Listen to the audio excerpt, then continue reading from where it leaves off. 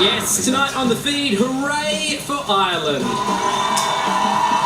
The tiny conservative Catholic nation says overwhelmingly yes to same-sex marriage. So, are we ever going to get on board with that, Australia?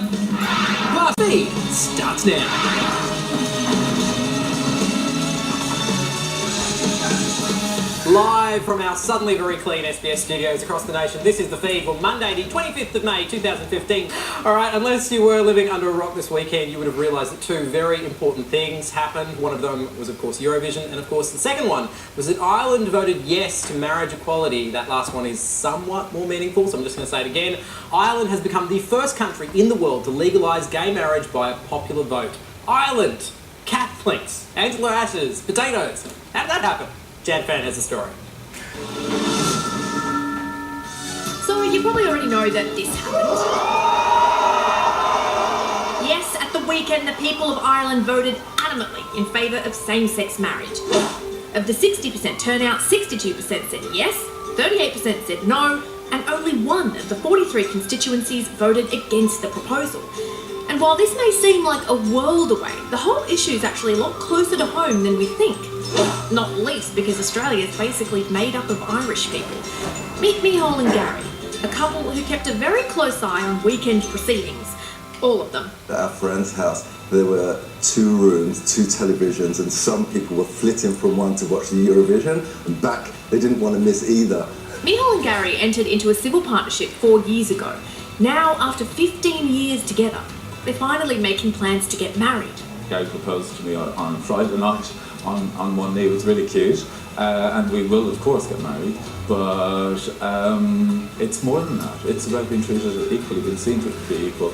Even though they're both ecstatic about the vote, they actually don't believe that the same thing should happen here. It was slightly different in Ireland. They had to have a referendum to change the constitution. Here, I think it's the government's job to legislate. No. There's been a lot of reaction from Aussie pollies after the vote, and we went through them all so you don't have to. Presenting where Aussie politicians are at on gay marriage in the wake of Ireland's referendum. PM Tony Abbott says nay to a referendum, also generally not a supporter of same-sex marriage. Bill Shorten supports gay marriage, wants the Libs to have a conscious vote. Sticking with Labor, though Tony Burke totally changed his stance on Sunday, is now a firm yay on same-sex marriage.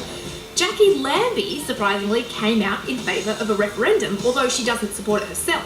Fellow independent Nick Xenophon, while he supports same-sex marriage, reckons it should be up to Parly, not people. And both the Greens and Liberal Democrat Senator David Leyonhjelm have bills to legalise same-sex marriage before Parly.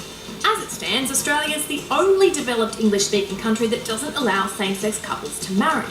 If Ireland can go from decriminalising homosexuals to marrying them in just 2 decades, anything's possible, really. As for Mícheál and Gary, they've got a wedding to plan.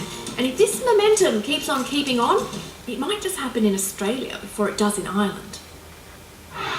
Thank you very much for that story. In light of the results of the Irish referendum, do you think it'll have any effect on gay marriage here in Australia? Do you think Australia is dragging its feet? Let us know on Twitter. The hashtag is TheFeedSBS. We are going to take a very quick break.